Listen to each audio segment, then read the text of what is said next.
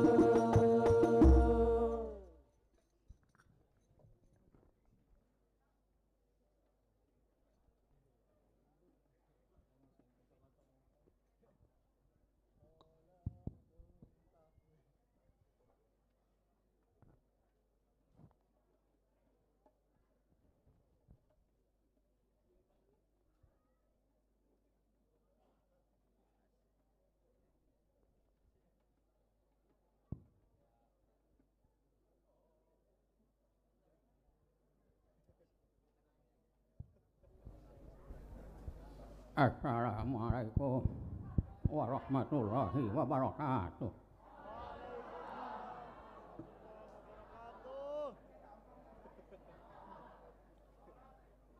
Lain diketawain bro, tapi dijawab. Raddus salami wajibun illa ala man fis salati au bi uklin syaghala au syurbin au qiraatin au ad'iyah au zikrin au fi khutbatin al talbiyah. Faham? Santri harus paham bahwa hukum menjawab salam adalah wajib. Di saat kita mendengarkan ucapan salam, maka wajib menjawab salam. Namun ada 21 tempat yang tidak wajib menjawab salam, Pak RT. Salah satunya posisi kita sedang sholat, maka di saat kita sedang sholat tidak wajib menjawab salam. Tidak ada ceritanya warga Kaduberem Allahu Akbar Allahu Akbar kabira. Assalamualaikum. Bismillahirrahmanirrahim. Assalamualaikum. Waalaikumsalam. Lagi salat dulu. Kira-kira salatnya batal apa enggak? Batal. Maka posisi sedang sholat tidak wajib menjawab salam. Au uklin, atau posisi kita sedang makan lagi dahar, Pak. Jika posisi kita sedang dahar, maka tidak wajib menjawab salam, lanjut aja makan. Au surbin, atau posisi kita sedang minum air putih, umpama karena nggak ada kopi ya air putih ya, contoh. Assalamualaikum. Langsung aja, tidak wajib menjawab salam bagi kita posisinya sedang minum. Yaudah minum, Pak. Ini cerdas panitia, air hangat mantap. Au zikrin, atau posisi kita sedang zikir. La ilaha illallah. La ilaha illallah, la ilaha illallah. Tiba-tiba tok-tok assalamualaikum, maka tidak wajib menjawab salam. 21 tempat kalau dibahas khusus salam sampai 2 jam Pak. Ustadz ulang. Daun salam, daun cempedak. Daun salam, daun talas. Yang jawab salam kompak, insya Allah hutang-hutangnya lunas. Kenceng amat yang amin. Jangan-jangan. Kita ulang. Assalamualaikum warahmatullahi wabarakatuh.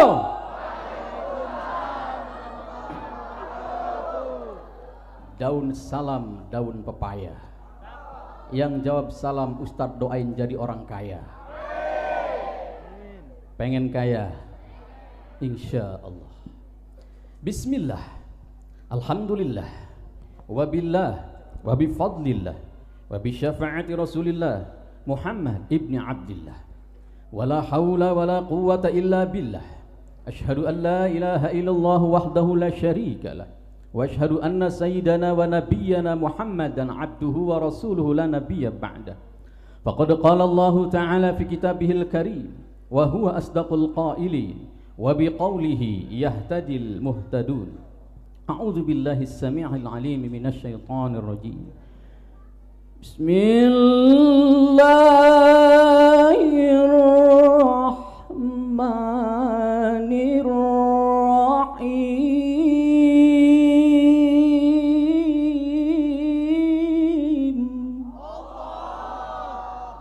Cerdas. Di saat ayat Quran dikumandangkan, dibacakan, tidak ada salahnya kita ingat sama. Nggak usah mikirin angsuran yang belum dibayar. Yang penting ingat sama. Setuju? Eho mainkan bro. Inna fiha la balaghan liqaumin abidin.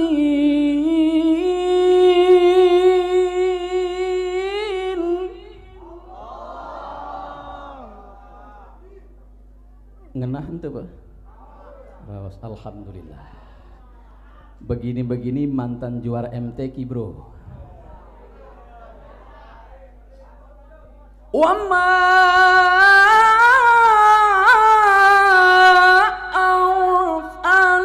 arsalnaka illa rahmatan lil alamin.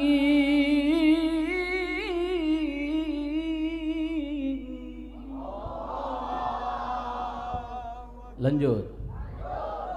Shadaqallahul azim.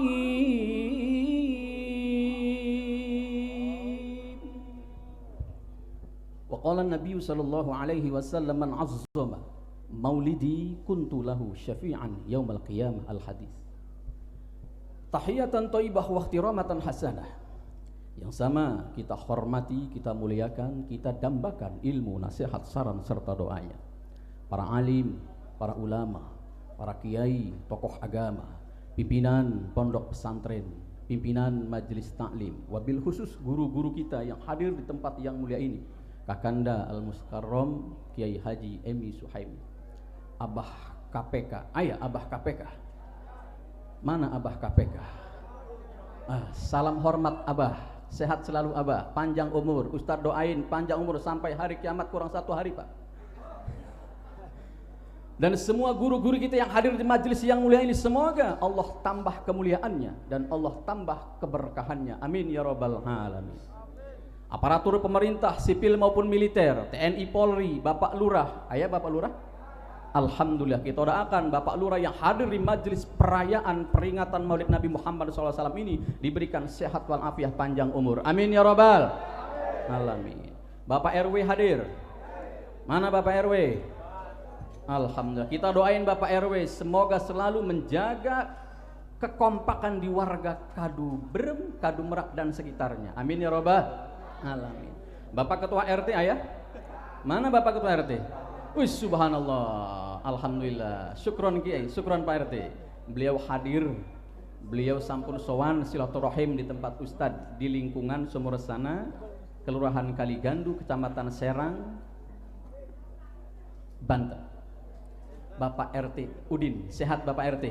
Alhamdulillah. Dan Bapak RT di sekitar sini yang hadir di majelis yang mulia ini dalam PHBI Maulid Nabi Muhammad SAW, kita doakan semoga Bapak RT, Bapak RW semuanya selalu menjaga kerukunan warga, mengedepankan kedisiplinan, mengedepankan kesatuan dan persatuan di lokasi Kadu Berem. Kadu Beremnya? Kadu Berem. Berem. Afwanillah, ana belum fasih bahasa Sunda. Kita pakai BI aja, bahasa Indonesia. Setuju? Baik.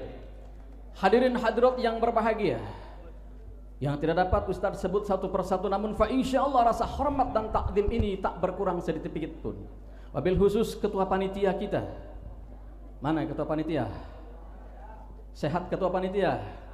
Kita doakan ketua panitia dan jajaran kepanitiaannya yang sudah dari titik nol sampai malam ini, semoga mereka dilipat gandakan pahalanya oleh Allah Subhanahu wa taala. Tanpa jerih payah, bahu membahu, pikiran dikorbankan, waktu dikorbankan. Tanpa panitia yang begitu gigih, mustahil acara ini berjalan dengan sukses. Betul? Mudah-mudahan ke depan dan ke depannya lagi perayaan seperti ini terus berkembang dan berkembang sehingga kita mendapatkan ampunan syafaat dari baginda Rasul Muhammad SAW. Amin ya rabbal alamin.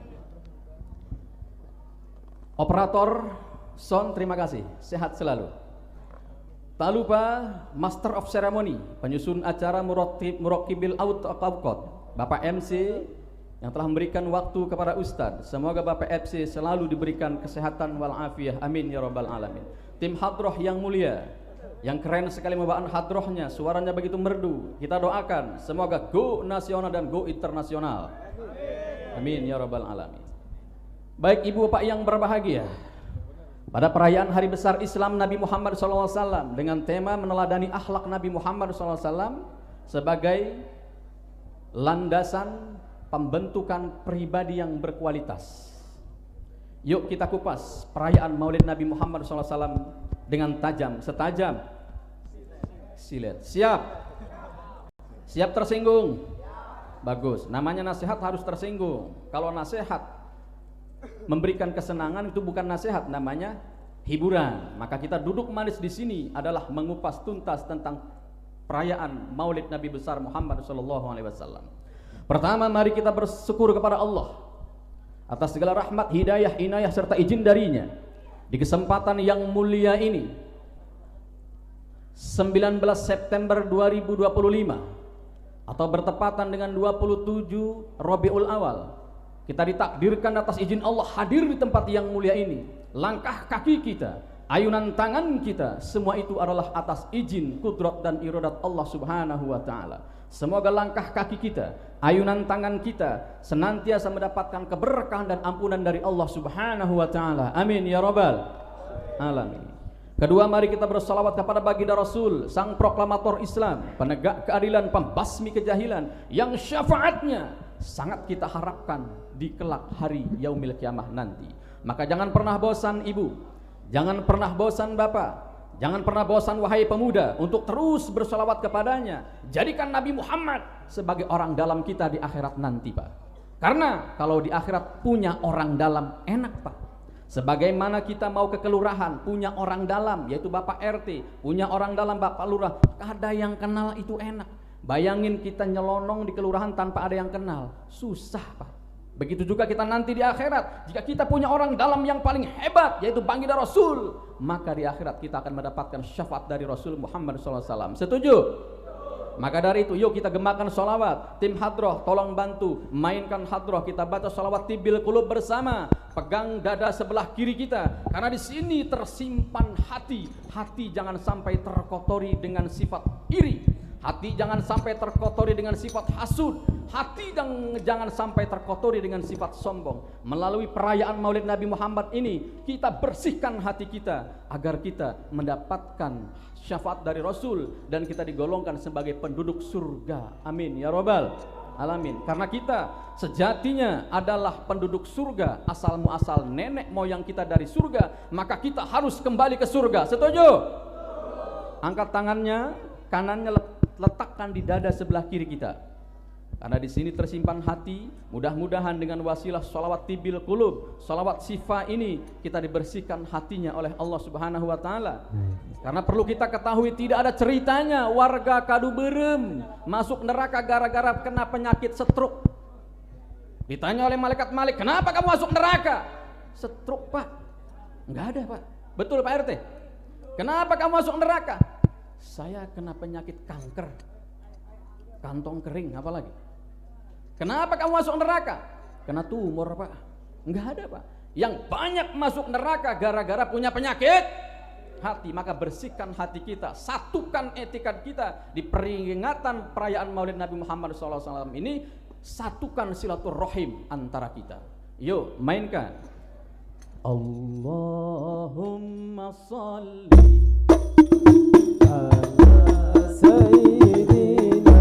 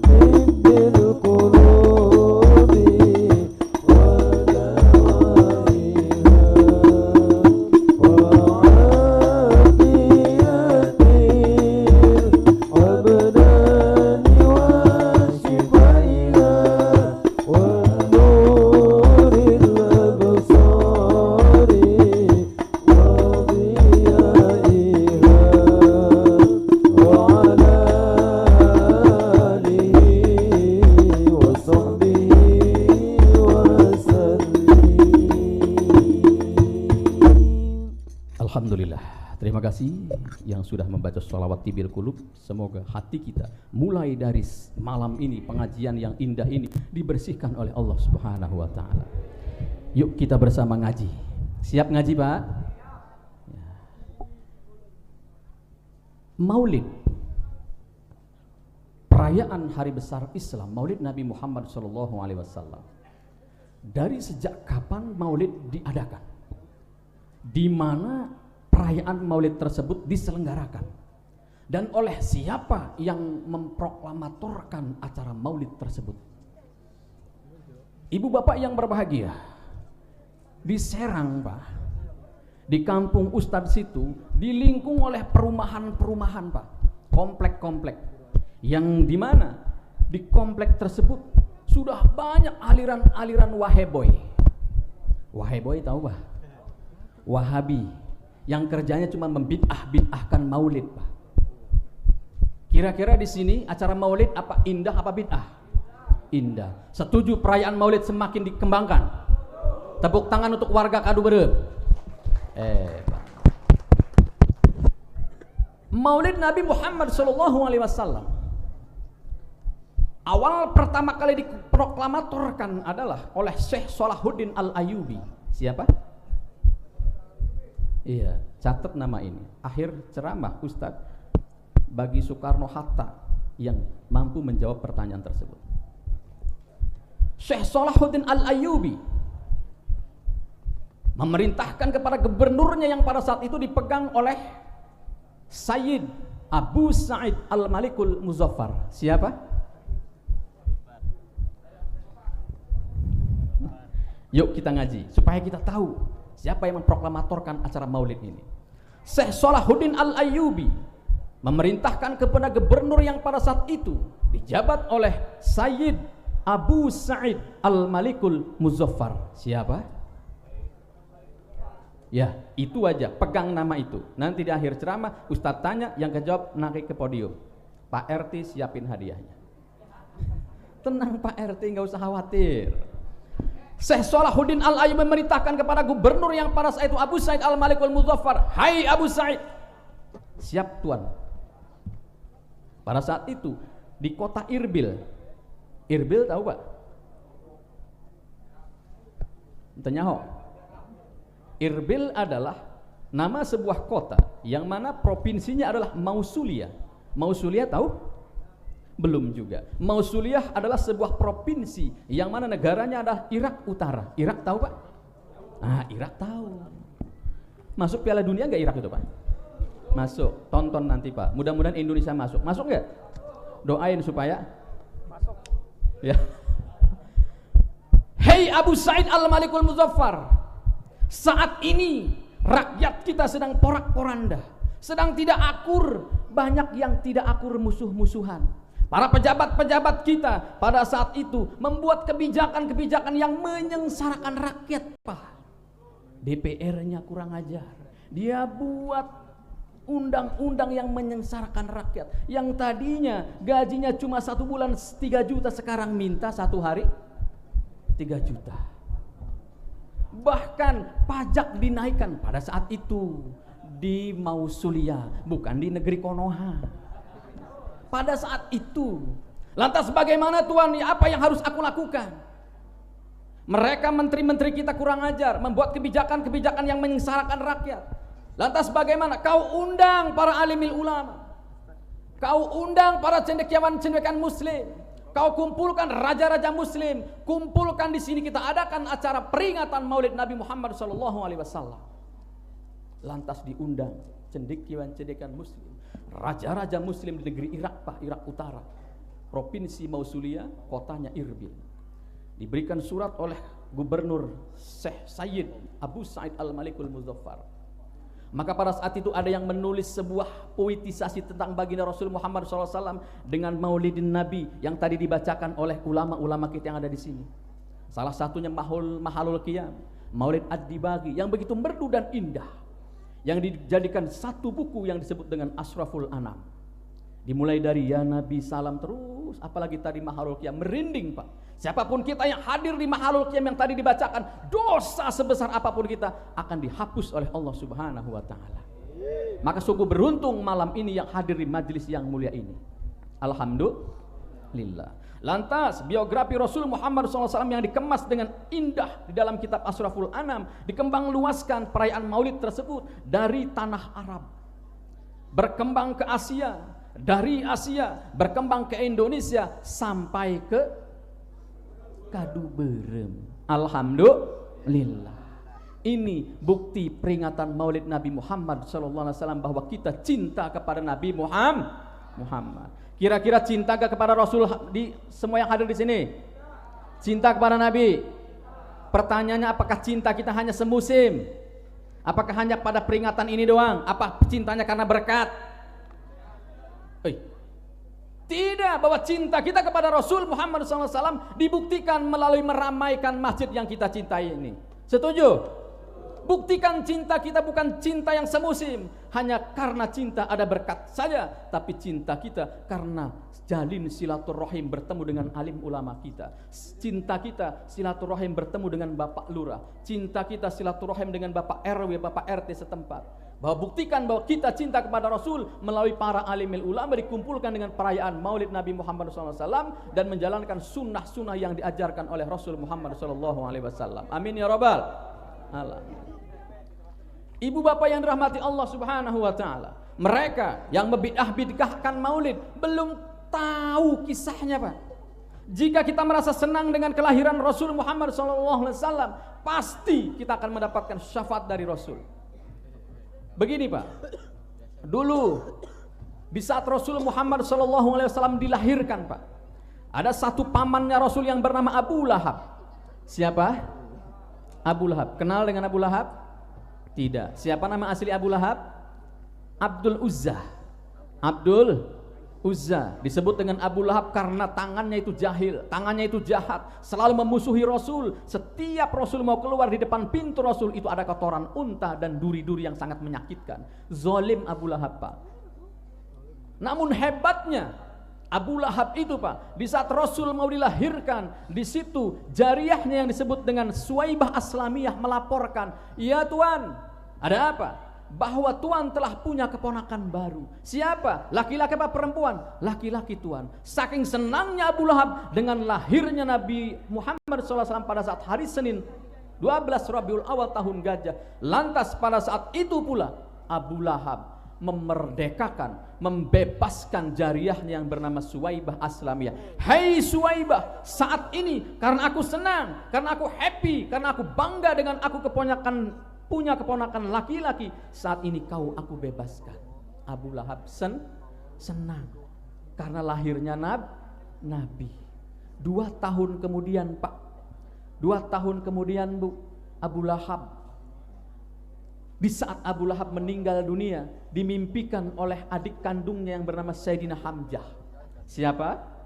Sayyidina Hamzah. Sayyidina Hamzah adalah adik dari Abu Lahab, karena Abu Lahab anak pertama dari Sayyidina Abdul Muthalib, kakeknya Rasul. Abdul Muthalib punya anak 6. Pertama Abu Lahab, kedua Sayyidina Hamzah, ketiga Sayyidina Abbas, keempat Abu Thalib, kelima Siti Sofiyah, dan terakhir putra bungsu Abdul Muthalib, Abdullah.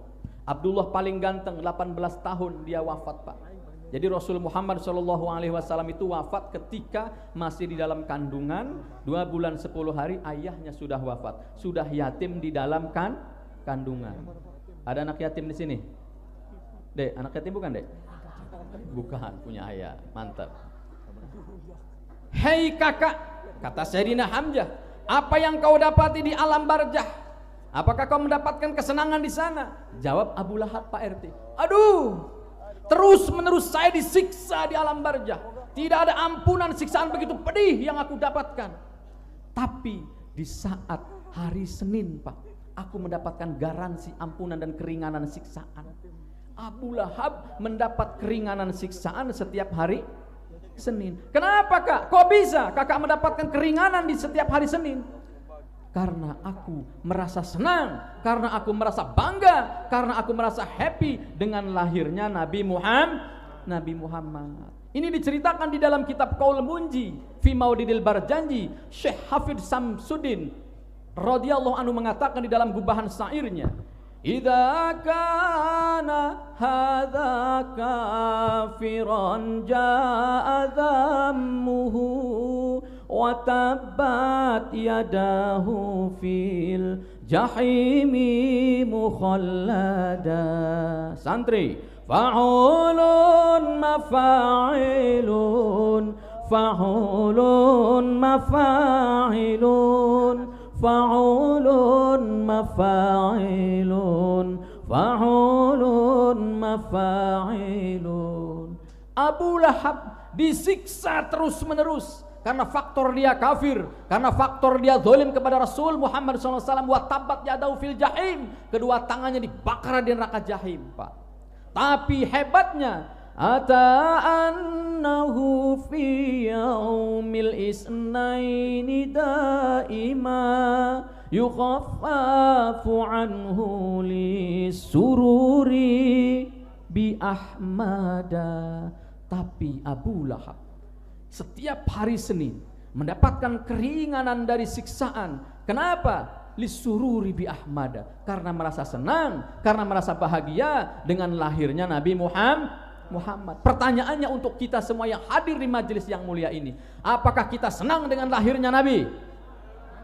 Jawab yang kau, apakah kita senang dengan lahirnya Nabi?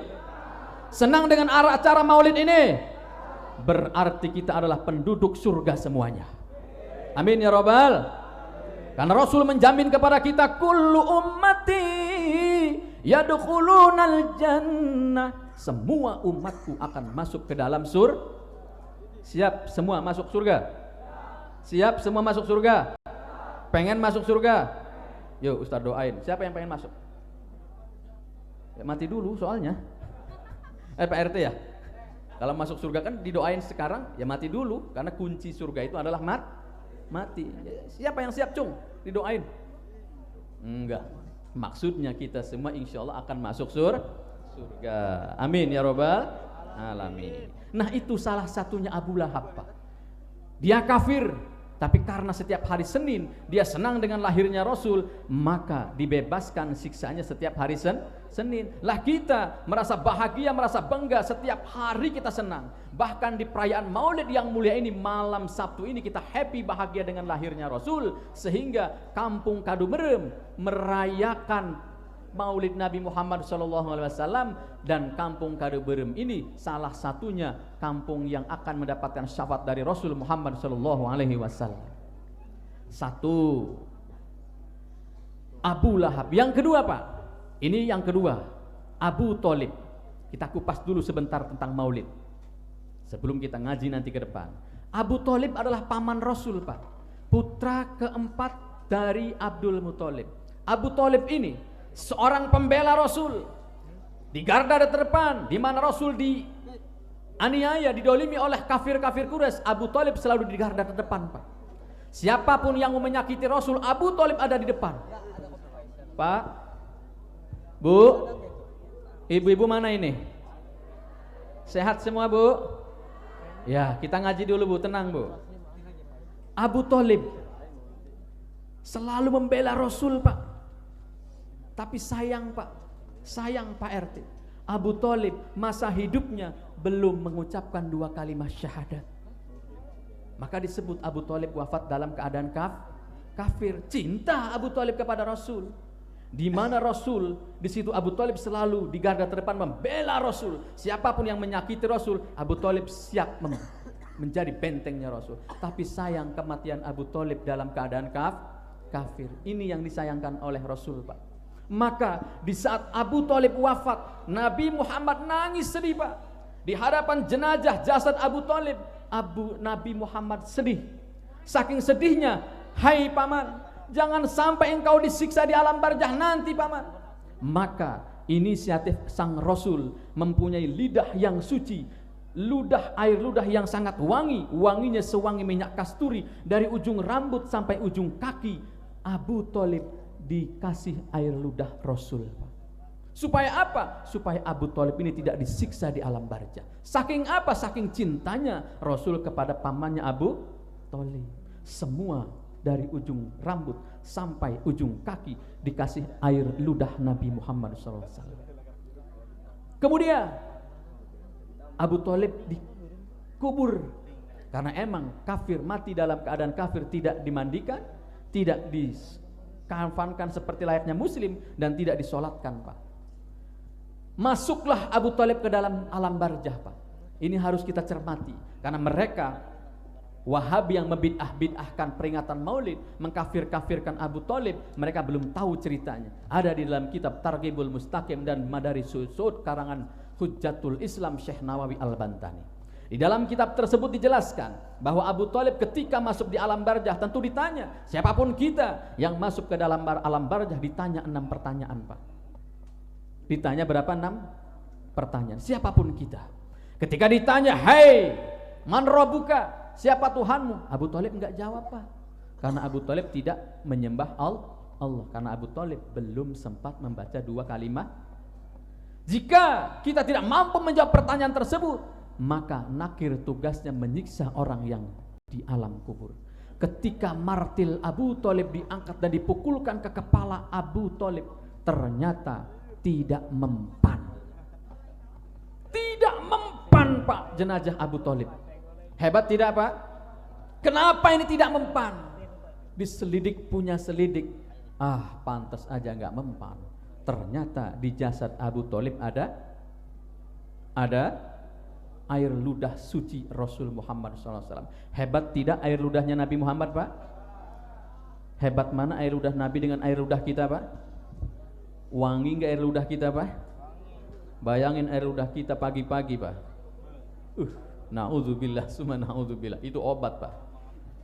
Nah, ketika dicari oleh malaikat mungkar, hai nakir, coba cari bagian mana yang gak kena air ludah Rasul. Dicari, Pak.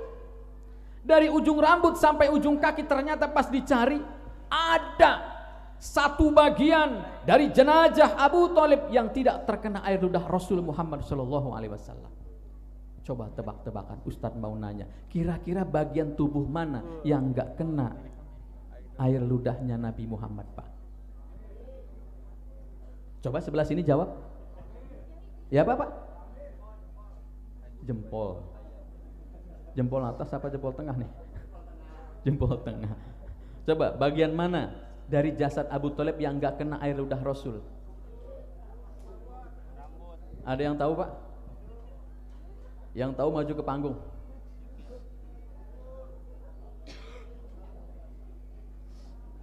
Ayo. Ada yang tahu, Pak? Baik. Di dalam kitab itu dijelaskan, hai nakir, kita cari bagian mana dari jasad Abu Thalib yang gak kena air ludahnya sang Rasul. Pas dicari ternyata ketemu, Pak. Di mana? Di belakang kuku. Punya kuku, Pak? Panjang kukunya? Berapa hari nggak dipotong?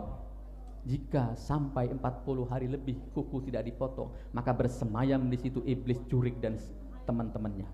Maka di dalam kitab Buraqil Ubudiyah dijelaskan, bagi kita tidak boleh lebih dari 40 hari. Maka kuku kita jangan sampai panjang, jangan nyontoh artis-artis. Potong kuku kita. Dan di kitab itu pun dijelaskan cara memotong kukunya pun harus sesuai dengan aturan Islam yang diajarkan oleh Rasul. Maka di dalam kitab itu dijelaskan kalau motong kuku bagian kanan dari ujung dari pertama sababah, dari telun tunjuk ke kelingking ke khinsir kembali ke jempol, dari mulai ke tangan kiri ke sababah ke khinsir kembali ke ibham ke jempol. Itu etikanya. Dan motong kuku tidak boleh hari Sabtu dan hari Selasa. Hari apa biasanya motong kuku, Bu? Hari Jumat cerdas. Tapi jangan malam-malam. Kalau motong kuku jangan di dalam rumah, apalagi di kamar, Pak. Motong kuku bagusnya sunnahnya di luar rumah. Tuh, jangan sampai kuku kita berserakan di dalam rumah. Itu mengakibatkan yurisul faqro, warisin fakir, Pak. Maka jika kita mau potong kuku di Kamis sore atau hari Jumat di luar rumah. Boleh gantengan dengan pasangan kita, kita potongin kukunya istri, istri potongin kuku kita. Begitu juga bulu-bulu yang ada di sekitaran kita, gantian boleh. Tapi itu jangan di luar, titit. Ini mah jangan motong bulu anak di luar rumah. Boleh silakan. Suami motong bulu istri, istri nyukur. Nah, kita kembali ke Abu Thalib. Ketika sudah ditemukan bagian jasad Abu Thalib yang tidak terkena air ludah, maka di situ, hai nakir, kau ambil jarum dari neraka. Ambil jarum, Pak. Lantas ditusukkan ke belakang kukunya Abu Thalib. Atas izin Allah meledak kuburan Abu Thalib, karena Abu Thalib dengan izin Allah dihidupkan oleh Allah Subhanahu wa taala. Kenapa dihidupkan? Ternyata selama ini Abu Thalib membackingi Rasul, membela sang Rasul, di garda terdepan membela Rasul. Tidak ada apa-apanya jika seseorang tidak punya tiket ke surga, yaitu 2 kalimat syahadat. Maka beruntunglah kita dari kecil Islam, dari kecil kita bersahadat. Setiap waktu sholat kita membaca 2 kalimat syahadat. Jelas kita ini punya tiket menuju surga, karena kita selalu Islam. Abu Thalib hidup kembali. Nabi Muhammad mendapat wahyu dari sang Jibril, Ruhul Amin datang. Diajarkanlah Abu Thalib 2 kalimat syahadat. Ternyata benar, selama ini aku Muhammad tidak ada kebaikanku yang menolongku di akhirat. Kita tahu bahwa sifat Rahman Allah hanya ada di dunia, tapi sifat Rahim Allah khusus untuk mereka-mereka yang bertakwa. Takwa tahu, Bu? Takwa apa, Pak? Takut dengan yang tua. Nah, Abu Thalib membaca 2 kalimat syahadat. Ketika sudah membaca 2 kalimat syahadat, Abu Thalib wafat kembali atas izin Allah. Wafat dalam keadaan husnul, wafat membawa iman dan Islam. Alhamdulillah. Maka mereka kaum Wahabi yang mengkafir-kafirkan ayahnya Rasul, ibunya Rasul, dan paman-pamannya Rasul, mereka ngajinya tidak sampai ke Kadu. Coba ngaji di Kadu Beren, di Pondok Pesantren Ar-Rasyidiyah, insya Allah mereka paham. Alhamdulillah. lillah. Baik ibu bapak yang dirahmati Allah Subhanahu wa taala. Ada 7 wasiat dari sang Rasul. Tercantum di dalam kitab Wasiatul Mustafa, yang mana Rasul memanggil Sayyidina Ali, ya Ali. Sab'atun ala ummati fil jannah. Ada 7 golongan untuk umatku yang kelak akan masuk surga. Ibu bapak yang dirahmati Allah, kira-kira semua yang hadir di majelis yang mulia ini, ada enggak karakter yang 7 macam ini? Kalau yang 7 macam ini salah satunya ada pada diri kita, alhamdulillah bahwa kita digolongkan manusia umat Rasul yang akan mendapatkan tiket ke surga. Amin ya rabbal alamin. Pertama kata sang Rasul kepada Sayyidina Ali, ya Ali, sab'atun ala ummati fil jannah. Apa itu ya Rasul? Pertama, syabun taibun. Syabun taibun, pemuda yang kembali kepada Allah, pemuda yang bertaubat kepada Allah, pemuda yang demen ibadah kepada Allah. Pemuda yang demen ibadah, cinta ibadah kepada Allah, itu adalah pemuda yang sangat dicintai Allah. Allah cinta kepada orang tua yang rajin ibadah. Allah cinta kepada orang tua yang gemar sholat berjamaah di masjid. Allah sangat cinta kepada orang tua yang banyak berzikir dan mengingat Allah. Tapi Allah lebih cinta kepada seorang pemuda yang rajin ibadah, meramaikan masjid, sholat berjamaah. Itu Allah lebih cinta. Kira-kira Pak RT masih muda apa udah sepuh Pak? Oh masih muda Pak RT. Ada 25 Pak usianya Pak? 25 Pak RT. Udah dibalik 52. Yang paling muda yang ganteng itu Pak Lurah kita Pak. Nah Allah cinta kepada seorang pemuda yang masih muda tapi rajin ibadah, seperti yang hadir di majelis taklim yang mulia ini. Mayoritasnya para santri, mayoritasnya para pemuda yang mereka ini Allah cintai karena mereka bertaubat kepada Allah. Dulu dikisahkan Pak, di dalam sebuah kitab ada seorang pemuda yang kerjaannya pada saat itu karena tidak ada pekerjaan, nyari kerjaan sulit, ekonomi sulit Pak. Satu-satunya yang mampu dia kerjain, yang hanya mendapatkan sesuap nasi, mendapatkan harta pada saat itu, dia kerjanya mencuri kain kafan. Kain kafan tahu Pak? Oh di sini boy. Ya, kerjanya mencuri kain kafan Pak. Setiap malam ronda, di mana ini ada yang baru dikubur, di situ dia gali dan dijual kain kafannya. Ini seorang pemuda, tapi warga sini nggak ada kayak gitu Pak kerjanya Pak. Satu kisah, si pemuda ini mengintai satu jenazah yang pada saat itu jenazah kembang desa, wanita cantik Pak. Wanita cantik masih perawan, meninggal. Ada di sini Pak? Enggak ada. Nah malamnya diintai oleh si pemuda ini Pak.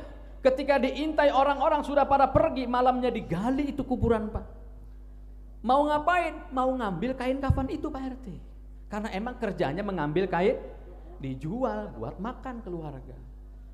Setelah digali jenazah kuburan ini, ketika mau ngambil kain kafan gadis cantik ini Pak, muncul birahi. Nafsunya ngamuk menggebu-gebu.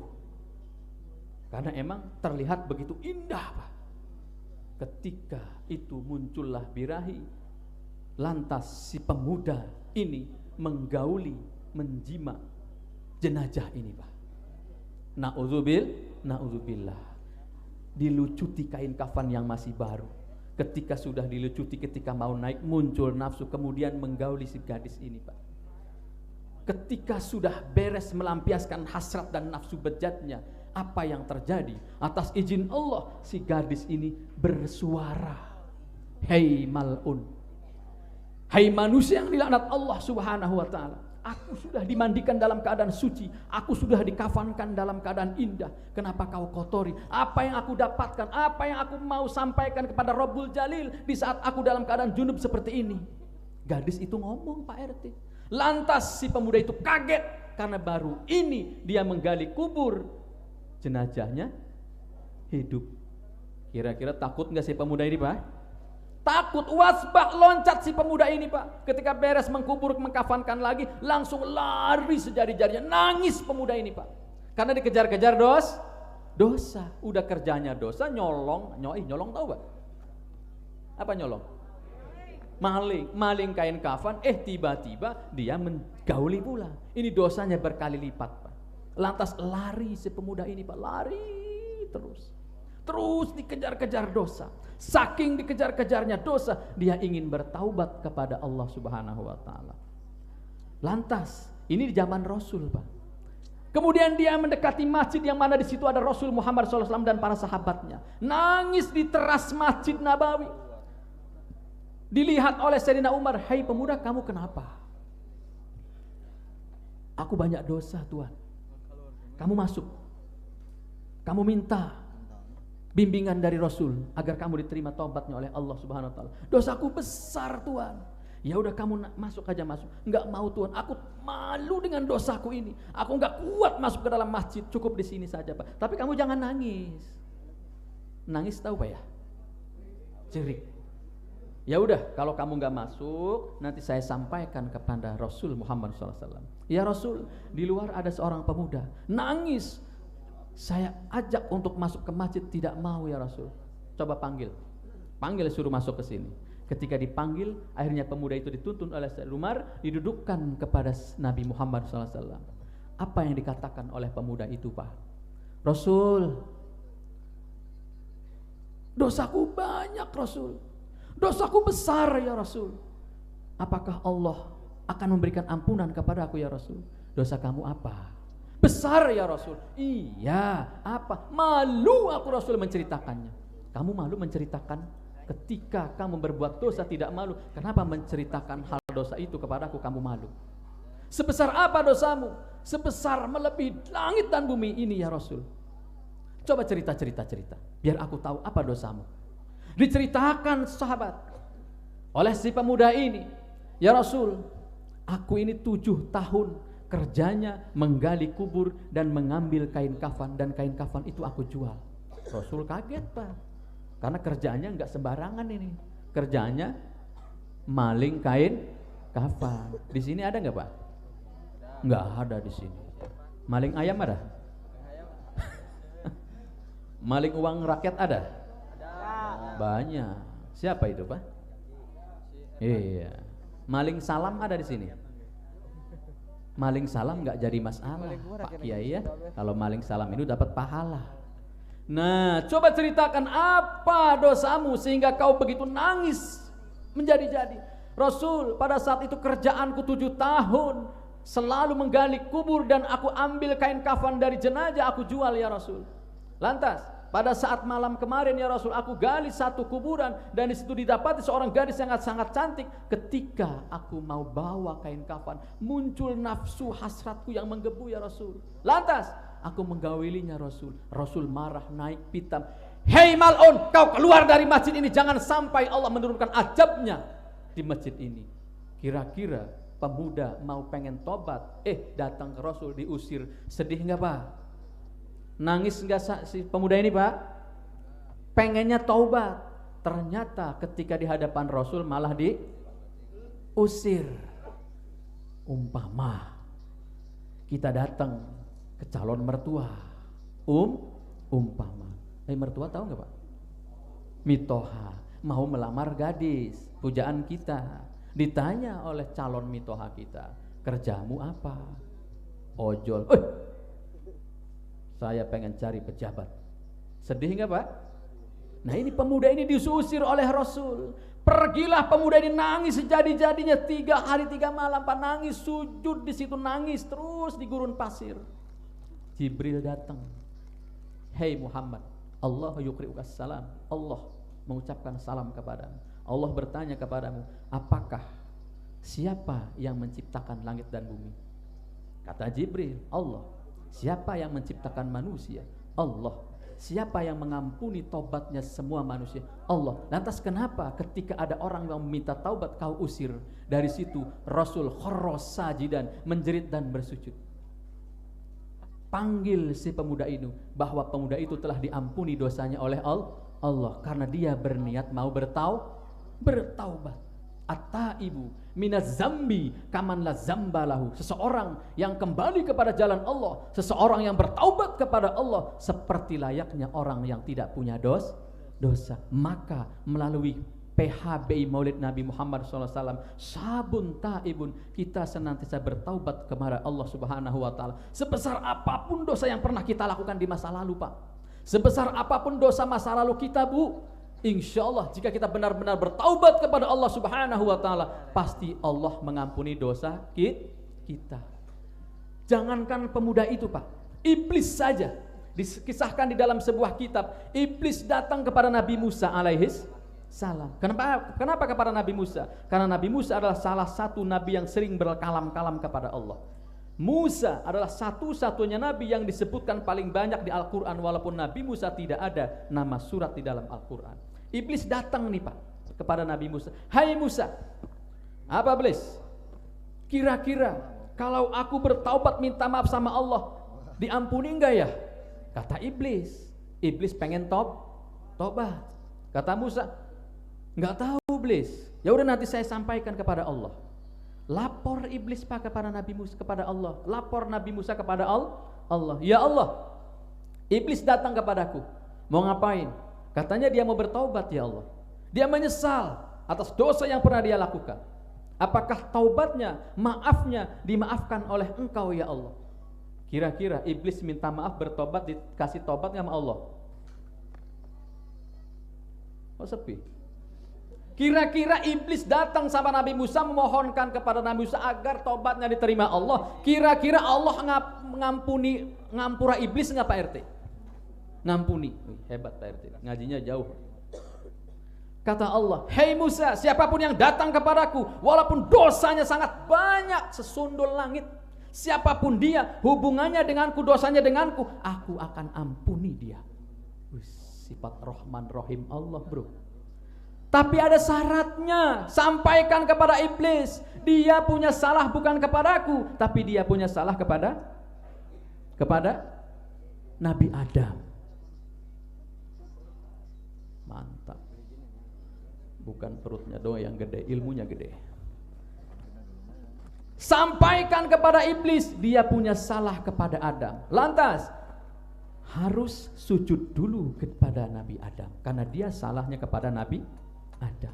Itu ya Allah, ya sampaikan. Kemudian Nabi Musa menyampaikan kepada iblis, Pak, hai iblis, Allah akan mengampuni seluruh dosa yang pernah kamu lakukan. Tapi ada syaratnya iblis. Apa syaratnya? Aku siap melaksanakannya. Syaratnya adalah saat ini kau harus datang ke kuburan Nabi Adam dan bersujud kepada Nabi Adam. Kira-kira iblis mau nggak sujud ke Nabi Adam, Pak? Kira-kira mau nggak iblis sujud kepada Nabi Adam? Tidak, malah iblis marah. Hei Musa, kata iblis, waktu Adam masih hidup, aku disuruh sujud kepadanya. Aku tidak mau, apalagi Adam sekarang sudah wafat. Itulah kesombongan iblis, Pak. Sifat sombongnya benar-benar. Maka tidak ada ceritanya orang sombong masuk ke dalam surga. Di sini ada yang sombong? Banyak. Waduh, gimana nih Pak RT? Insya Allah di sini tidak ada orang yang sombong, tawaduk semua. Nah, dari situlah pelajaran bagi kita, segede sebesar apapun dosa kita kepada Allah, jika kita hadir datang kepada Allah, minta maaf kepada Allah, Allah pasti ngampuni, memaafkan kita. Tapi jika dosa kita kepada hakul Adam, sesama manusia, jangan sekedar minta maaf kepada Allah, tapi kita harus datangi orang yang pernah kita dolimi tersebut.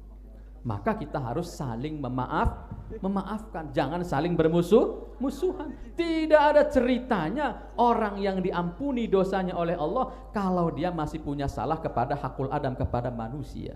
Maka kumpul kita di sini di PHB Maulid Nabi Muhammad SAW ini menjalin tali silaturahim ukhuwah Islamiyah. Eratkan, jangan sampai ada permusuhan. Siap tidak ada permusuhan di antara kita? Siapa? Insya Allah kita digolongkan manusia yang tawaduk, sehingga kelak kita dikumpulkan oleh Allah di surganya Allah. Amin ya Rabbal. Satu, wasiat Rasul, sabun taibun, pemuda yang rajin bertaubat. Yang kedua, waman tasoddaqo sirron. Pak RT biasanya di sini kalau ngisi acara berapa jam Pak RT? 2 jam. Wih, berarti udah berapa ustadz yang mati di sini Pak RT? Wih, ketawa kencang. Biasanya cuma 1 jam. Baik, kita ngaji. Wa man tasaddaqa sirron, kata Rasul. Wasiat yang kedua, orang yang akan mendapatkan tiket ke surga adalah orang yang bersedekah, tapi sedekahnya sir, rahasia, Pak RT. Rahasia di sini adalah tidak dipamer-pamerkan, tapi beda kalau sedekahnya untuk maulid, silahkan dibesar-besarkan. Wa man tasaddaqa sirron, orang yang bersedekah, tangan kanan memberi, tangan kiri tidak tahu, itu yang keren, itu yang hebat. Maka jika kita mau bersedekah, sedekahlah yang bagus-bagus, jangan sampai kita sedekah yang jelek, apalagi yang tidak diinginkan oleh orang lain. Ini sedekah nasi basi, ini sedekah yang bekas-bekas. Sedekahlah yang baik-baik, lang tanalul birra hatta tunfiqun mimma tuhibbun. Tidak akan engkau mendapatkan kebaikan pujian dari Allah selama engkau memberikan sedekah sesuai dengan apa yang kamu cintai. Yang ketiga, wa ma yu'addi sholatad duha. Ibu bapak yang dirahmati Allah subhanahu wa ta'ala, ada 3. Yang ketiga adalah orang yang mendapatkan tiket ke surga, kata Rasul, wa ma yu'addi sholatad duha, orang yang gemar setiap hari datang kepada Allah melalui pintu sholat duha. Bu, sering sholat duha, Bu? Alhamdulillah. Jam berapa kalau sholat duha, Bu? Jam 12 malam apa jam 3 malam, Bu? Oh, jam 7, cerdas berarti. Kirain jam 3 malam sholat duha. Kelak, Pak RT, kita semua di saat sudah kumpul di dalam surga, enak, fasilitas yang sangat mewah di sana, Pak. Ternyata ada rombongan orang yang masuk di istana duha. Di situ tercatat pintunya namanya istana duha. Pak RT yang masuk duluan, diiringi dengan Pak Ketua Panitia, Pak Haji Deden. Ada Pak Haji Deden, Pak. Diikuti dengan Pak Lurah juga masuk ke istana duha khusus yang sudah punya tiket ke duha. Ada yang sebelah sini pengen ikut masuk duha, Pak, sebelah sini. Disetop oleh malaikat. Mau kemana, bro? Mau ke situ ngikut Pak RT. Pak RT punya tiketnya, dia sering sholat duha, kamu sering sholat duha. Wah, ternyata yang sebelah sini gak suka sholat umpama. Berarti walaupun kita ada di istana surga, masuk surga yang indah, kita belum tentu masuk istana duha, karena orang yang melaksanakan sholat duha adalah pilihan Allah subhanahu wa ta'ala. Maka dari peringatan hari besar Islam ini, besok kita galakkan, besok kita rutinkan sholat duha. Dipaksa, Pak. Ilmu ibadah itu harus dipaksa. Paksa tahu Pak RT? Apa itu dipaksa? Ya harus dipaksa. Ibadah itu harus dipaksa. Coba mulai besok, yang malas sholat duha, ibu, yang malas sholat duha, yang masih malas-malasan sholat duha, mulai besok rajin sholat duha. Siap? Bukan sekedar sholat duha itu minta kaya, bukan. Tapi sholat duha itu emang anjuran dari Rasul Muhammad SAW. Dan di istana surga ada pintu yang bernama duha. Tidak seorang yang asal yang masuk istana duha, bagi khusus orang-orang yang waktu hidupnya rajin sholat duha. Insya Allah Pak RT rajin sholat duha, Pak RT ya. Ajak nanti warga Kadu Berem untuk masuk istana duha, karena di sana istimewanya fasilitasnya paling hebat. Nah, 3. Yang keempat, golongan orang yang mendapatkan tiket ke surga. Di dalam kitab Wasiatul Mustafa, wasiatnya baginda Rasul kepada Sayyidina Ali karramallahu wajhah, orang yang datang di saat panggilan Allah melalui kumandang azan, as-salatu khairum minan naum. Itu azan apa, Pak? Azan subuh. Waktu subuh sekarang pukul berapa? 7. Wih, mantap santri nih. Santri pukul 7. Sholat duhanya ada kunutnya. Subuh, kumandang azan bergema. Panggilan Allah melalui muadzin memanggil kita, as-salatu khairum minan naum. Lantas kita datang ke masjid, Pak. Ngikut sholat berjamaah di situ. Awal waktu kita terus menjaga berjamaah di masjid yang mulia ini, maka kita digolongkan orang-orang yang akan mendapatkan tiket ke surga. Jangan sampai cinta kita semusim saja. Apa itu semusim? Datang pas ikut sholat berjamaah, ujung-ujungnya hanya ikut sholat sunnah Idul Fitri dan sholat Jum'ah. Subuhnya kemana? Jangan sampai masjid yang indah ini sepi. Bapak DKM hadir? Alhamdulillah, kita doakan Bapak DKM kita agar mampu merekrut jamaah-jamaah para pemuda ini. Jangan sampai jamaahnya tuir-tuir. Jadikan jamaah masjid ini semuanya dari kalangan pemuda-pemuda. Pemuda siap sholat berjamaah? Siap. Ada satu kisah Pak, di zaman Rasul, sebut saja namanya, sahabat tersebut namanya Syekh Sya'ban Pak. Syekh Sya'ban ini masa pensiunnya Pak, sekitar umur 50 tahun ke atas, 60 tahun ke atas, dia tidak pernah alpa atau absen sholat berjamaah dengan Rasul. Hebatnya Pak, Syekh Sya'ban ini kalau sholat berjamaah tempatnya di pojok saja, tidak pernah berubah. Ini Syekh Sya'ban, patut kita contoh.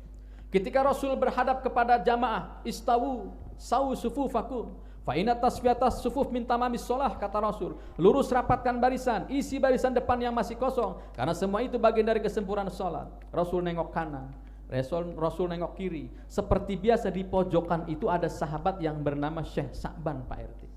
Enggak pernah pindah, dia selalu taat ikut berjamaah dengan Rasul. Sampai-sampai suatu ketika di sholat subuh, Rasul menengok kanan, tempat Syekh Sya'ban belum diisi Pak. Kata Rasul, waduh, ini kemana ini Syekh Sya'ban? Hei jamaah, kita tunggu sebentar, karena ada jamaah rutin kita belum hadir. Sampai ditunggu Pak, saking cintanya Rasul. Ditunggu, belum juga datang Syekh Sya'ban. Tempatnya belum ada yang berani nempatin, karena emang itu tempat Syekh Sya'ban di pojok sebelah kanan. Pak RT kalau sholat di pojok apa di belakang Pak? Di tengah. Mantap, keren, jadi imam berarti Pak RT. Nah, ketika ditunggu ternyata Syekh Sya'ban belum juga datang. Apa yang dikatakan Rasul? Hei yang di belakang tolong isi tempatnya Syekh Sya'ban. Diisi Pak, karena emang Syekh Sya'ban pada saat itu belum datang. Beres sholat Rasul tanya, adakah orang kalian tahu di mana rumah Syekh Sya'ban? Kata Rasul. Ada yang ngacung, saya tahu ya Rasul. Di mana rumahnya? Dari masjid ini berapa menit? Yuk kita tengok. Kira-kira ya Rasul, rub'un nahar. Rub'un nahar adalah jam 9, fadilatad duha. Pada saat itu pukul 6 Pak, jam 6 pagi. Dari masjid ke rumah Syekh Sya'ban jam 9. Iya Rasul, berarti berapa jam itu Pak? Dari masjid ke rumah Syekh Sya'ban, atau dari Syekh Sya'ban ke masjid?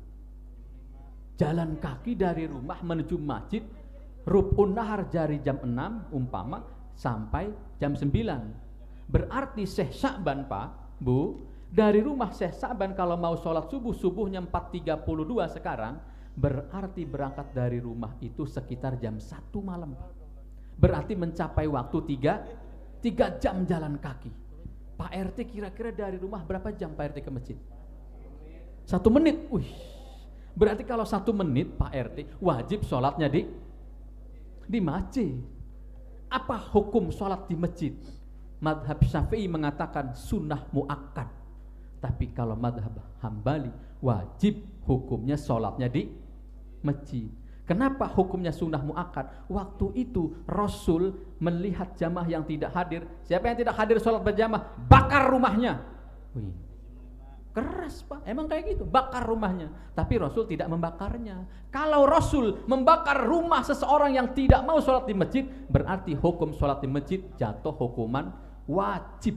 Tapi karena pada saat itu tidak jadi membakar rumah jamaah yang tidak sholat di masjid, maka hukum sholat berjamaah di masjid hukumnya sunnah muakkad.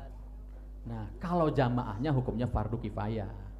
Nah, yuk kita sekarang sowan ke rumah Syekh Sya'ban, karena aku cinta kepada Syekh Sya'ban. Beliau jamaah tulen, beliau jamaah spesial bagi Rasul. Datang Pak RT ke rumah Syekh Sya'ban, tok tok tok, assalamualaikum. Yang jawab perempuan. Rumah Syekh Sya'ban, benar ya Rasul, mimpi apa saya kok didatengin oleh Rasul Muhammad SAW? Ditanya oleh Rasul, ada Syekh Sya'bannya? Ada ya Rasul, baru saja. Kenapa? Baru saja. Kenapa? Baru saja. Inna lillahi wa inna ilaihi. Rajin ibadah sholat berjamaah dengan Rasul, sekalinya tidak ibadah sholat bareng Rasul, wafat, ditunda wafat Pak RT. Pak RT kalau nggak sholat berjamaah sibuk apa Pak? Tidur. Tenang, kita doain Pak RT kita selalu terdepan, panjang umur Pak RT. Nah, mana Syekh Sya'ban? Ada ya Rasul, sudah wafat ya Rasul. Lantas ada 3 pertanyaan saya ya Rasul. Saya sedih bukan karena kematian suami saya ya Rasul. Saya sedih karena pada saat saya Sa'ban dalam sakaratul maut menjelang kematiannya, dia menjerit 3 kali ya Rasul. Menjerit 3 kali Pak. Berapa? 3 kali. Apa jeritan suamimu? Pertama gini ya Rasul. Aduh, kenapa tidak lebih jauh? Aduh, kenapa tidak lebih jauh? Apa yang kedua kata Rasul? Aduh, kenapa tidak yang baru? Aduh, kenapa tidak semuanya? Rasul tersenyum Pak RT. Ini bingung ya Rasul. Kenapa suamiku menjelang sakaratul mautnya dia mengadu 3 kali, menjerit 3 kali? Kemudian Rasul menjabarjerkan, menceritakan pada saat itu semua kita akan merasakan sakaratul maut. Kullu nafsin za'iqatul maut. Di saat kita sedang sakaratul maut, di situ datang malaikat Jibril mengobrol dengan kita, membuka sayap kanan Jibril. Hei Sa'ban, ini dikisahkan oleh Rasul. Hei Sa'ban, kata Jibril, ini pahalamu. Ketika melihat sayap kanan Jibril, Sa'ban tersenyum. Kenapa? Karena di balik sayap kanan Jibril tersimpan, tergambar indahnya surganya Allah Subhanahu wa taala. Berarti Syekh Sa'ban wafat husnul khotimah dan tempatnya adalah surga. Ada 3 amalmu Syekh Sa'ban yang membuat malaikat kagum kepadamu. Apa itu? Jibril. Dibuka semua CCTV-nya Syekh Sa'ban, Pak. Kita pun demikian, CCTV kita semua dibuka Pak RT. Pada saat itu Pak RT baik dengan warga, membagi-bagikan. Apa yang bagian Pak RT biasanya? PKH Pak RT ya. Nah, didata dengan sedemikian mungkin. Semua CCTV dibuka oleh malaikat Jibril. Hei Sa'ban, ada 3 amalanmu yang sangat membuat kami kagum. Apa itu? Hei Sa'ban, pada saat itu dari rumahmu perjalanan yang sangat jauh, mencapai 3 jam dari rumah menuju Masjid Nabawi. Pahalamu itu salah satu yang paling besar Sa'ban. Ini pahalamu Sa'ban. Syekh Sa'ban memandang sayap Jibril. Di situ digambarkan surga yang paling indah Pak RT. Subhanallah, surga paling indah. Ini akan menjadi tempatku nanti di akhirat. Tapi Sa'ban, andai rumahmu lebih jauh lagi dari rumahmu yang sekarang, lebih jauh lagi, itu pahalamu, lihat ke atas, VIP Pak RT. Dilihat oleh Syekh Sa'ban. Subhanallah ya Allah, bidadarinya Masya Allah, cantik-cantik seperti gadis kadu berem. Subhanallah. Kata Syekh Sa'ban di dalam sakaratul mautnya, aduh, kenapa tidak lebih jauh? Pak RT, kalau dari rumah Pak RT 1 menit, mendingan muter dulu Pak RT. Mau sholat di masjidnya, muter dulu. Keluar dari rumah jam 3 Pak RT, 3 pagi. Mau kemana Pak RT? Biasa, keliling dulu. Padahal mau ke itu langkah kakinya Pak RT. Subhanallah Pak Lurah. Tuh, pantas Syekh Sa'ban mengaduh 3 kali.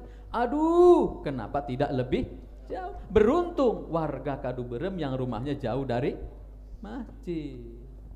Maka jangan pernah tinggal sholat berjamaah di masjid. Kelak kita akan mendapati tempat kita yang sangat indah. Dan bagi rumah yang dekat dengan masjid, wajib sholatnya di dalam masjid. Imam Ali karamallahu mengatakan di dalam kitab Kabair, la sholata li jaril masjid illa fil masjid. Tidaklah sempurna bagi seseorang yang tetangga masjid kalau sholatnya bukan di masjid. Siapa itu tangganya masjid? Mereka yang mendengarkan suara azan. Jika kita mendengarkan suara azan, maka langsung kita dekati masjid. Ibu, wah pada kabur ibu. Sholatnya di masjid apa di rumah kalau suaminya Bu? Kalau suaminya sholatnya di rumah, kasih mukena warna pink Bu. Sholatnya di masjid, ramaikan masjid. Apalagi subuh harus berjamaah. Jika kita subuh-subuhnya banyak yang berjamaah, insya Allah Palestina akan Allah merdekakan atas izin Allah. Takbir, semangat, isi sholat berjamaah khusus sholat subuh. Lantas apa Rasul yang kedua? Apa aduhan suamimu? Aduh, kenapa tidak yang baru Pak RT? Rasul senyum. Jibril mengisahkan, hei Sa'ban, saat itu di kota Madinah cuaca sangat dingin sekali. Kau pakai baju 3, jubah, dan jubah. Warna hijau, warna putih, dan warna yang lainnya. Di tengah perjalanan ada yang mengadu, Tuan, tolong, saya kedinginan Tuan. kau hampiri seorang itu, hai Sa'ban. Kau berikan jubahmu, ketika kau mau berikan jubahmu untuk menyelimuti seorang yang kedinginan itu, kau ragu-ragu Sa'ban. Yang baru apa yang bekas? Yang baru apa yang bekas? Ternyata Sa'ban mengasihkan jubahnya yang bekas, diselimuti kepada orang yang kedinginan itu. Itu Sa'ban pahalamu yang hebat. Ini surga yang kau dapati Sa'ban. Andai pada saat itu kau berikan jubahmu, pakaianmu yang paling baru Sa'ban. Tuh, lihat ke atas. Sa'ban terpana dengan istana yang begitu mewah, istana yang begitu megah, bidadari yang cantik-cantik. Lantas Sa'ban mengadu yang kedua. Aduh, kenapa tidak yang baru? Jadi kalau kita mau memberi, jangan yang bekas, kasih yang baru. Ini sodakoh, udah uangnya buluk 2.000-an kusut, dimasukin ke kotak amal. Cobalah Soekarno-Hatta yang masih bagus, pasti ikhlas. Setuju? Itu jangan sedekah yang bekas-bekas. Kalau kita aja nggak mau, apalagi diberikan kepada orang lain. Lantas Rasul yang ketiga, ya Rasul, apa yang ketiga? Aduh, kenapa tidak semuanya, Pak RT? Apa itu? Pada saat itu, hei Sa'ban, itu Sa'ban nonton Pak CCTV-nya Pak. Kita semua akan nonton CCTV kita Pak. Mulai dari balik sampai wafat kita akan nonton CCTV kita. Jangan sampai rekam jejak kita pada saat itu membuat kita menyesal. Jangan sampai. Ketika ditonton oleh Syekh Sa'ban, hei Sa'ban, pada saat itu di subuh hari, beres kamu sholat subuh, kau duduk di teras rumahmu, didapati di depan meja makanmu sepotong roti dan 1 gelas susu. Ketika kau mau makan roti tersebut, Sa'ban, datang pengemis. Pengemis tahu Pak ya?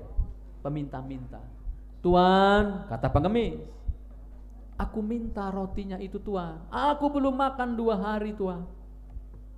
Waduh, kata Syekh Sa'ban, saya cuma 1 potong roti ini aja. Kalau buat kamu makan saya apa? Ya udah gini aja, dipotong Pak. Roti tersebut dipotong. Ini buat paman, setengah potong dan setengah untuk saya. Itu Sa'ban. Kamu hanya punya sepotong roti, kau berikan setengah potong untuk pengemis dan setengah potong untukmu. Ini pahalamu, hai Sa'ban. Dilihat oleh Syekh Sa'ban. Subhanallah, indahnya begitu surga. Senyum Syekh Sa'ban pada saat sakaratul maut. Lantas kata Jibril, hai Sa'ban, andai pada saat itu kau berikan semuanya, 1 potong roti itu kepada pengemis, beda lagi, bukan itu Sa'ban pahalamu. Tapi lihat di atas, Sa'ban menjerit, aduh, kenapa tidak semuanya? Katakan, sampaikan kepada ibu-ibu, Bu, enak setengah apa semua Bu? Enak semua. Kalau setengah, enak nggak Pak RT? Tanggung kata Pak RT, maka semuanya jangan ragu-ragu, namanya sedekah. Ini mas sedekah tanggung nanggung, nggak ada enaknya sedekah nanggung itu.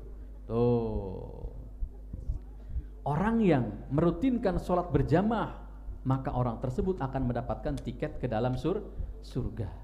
Yang kelima, waman dama'at, orang yang mengucurkan air mata. Di tengah malam dia mengucurkan air mata, teringat dengan sebuah dosa yang pernah dia lakukan. Air mata yang menetes itu adalah harganya yang sangat mahal. Siapapun kita yang pernah menangis karena kita menyesal dengan dosa yang pernah kita lakukan, air mata itu adalah air mata menuju tiket ke surga. Pernah nangis Pak RT? Sering Pak RT ya? Alhamdulillah. Mudah-mudahan kita yang hadir di sini, di saat air mata kita menetes karena kita takut dengan adab Allah, karena kita takut dengan dosa yang pernah kita lakukan, kelak kita semua akan mendapatkan tiket ke surga. Amin ya robbal alamin, insya Allah. Mungkin tausiah Ustadz segitu saja, mengingat waktu sudah masuk pukul 11, udah pada ngantuk, ibu-ibunya sedikit demi sedikit udah pada kabur. Maka sebelum Ustadz tutup dengan salam, yuk kita istighosah sebentar kepada Syekh Abdul Qadir Jailani, karena bulan depan kita akan merayakan acara Maulid Fatimah, di mana tanggal 11 lahirkannya Syekh Abdul Qadir Jailani. Mohon izin kita bersolawat sebentar. Ala hadhihi niyyah nawaitul hadiyah wal istighosah bisayyidi Syekh Muhyiddin Abdul Qadir Jailani. Al-Fatihah. A'udzu billahi minasyaitonir rajim. Bismillahirrahmanirrahim. Alhamdulillahirabbil alamin arrahmanir rahim maliki yaumiddin. إياك نعبد وإياك نستعين اهدنا الصراط المستقيم صراط الذين أنعمت عليهم غير المغضوب عليهم ولا الضالين.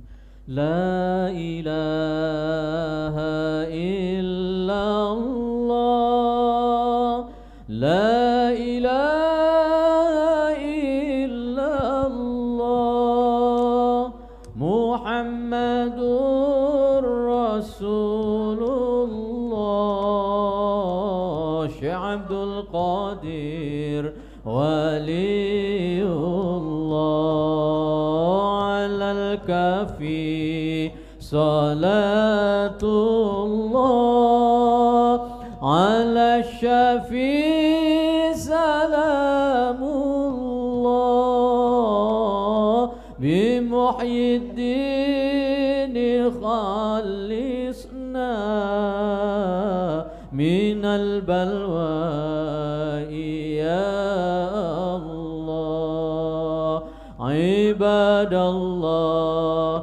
رجال الله أغيثنا لأجل الله وكونوا عوننا في الله عسى نحظى بفضل الله فيا أقطاب ويا أنجاب ويا سادات ويا أحباب وأنتم يا أولي الألباب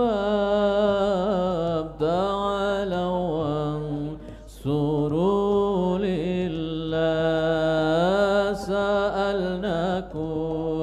سألناكم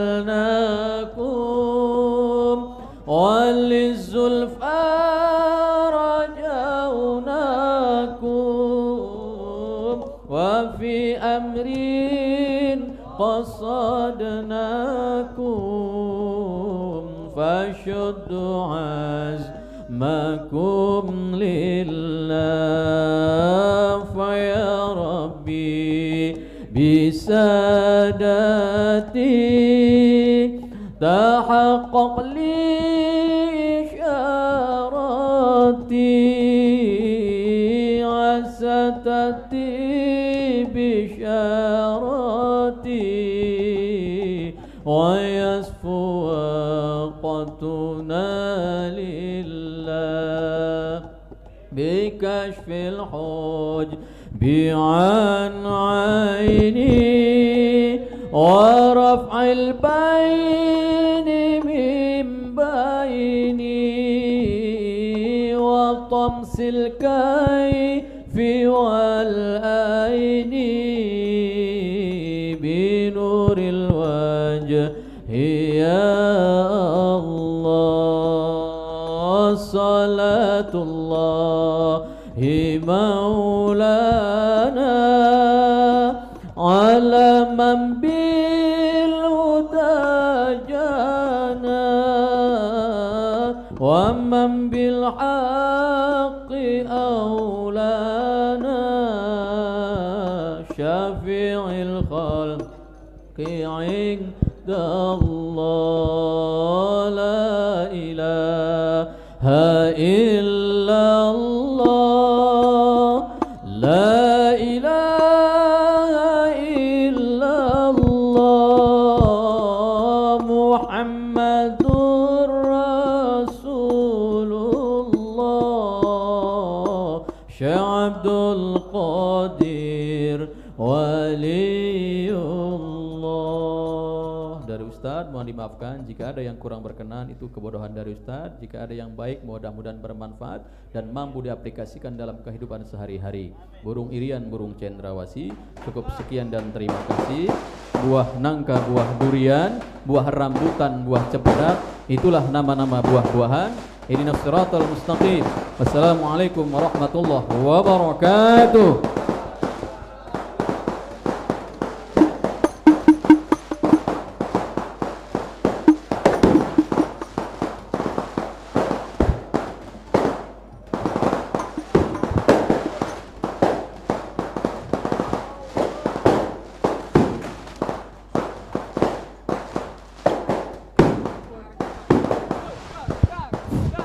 dak dak dak dak.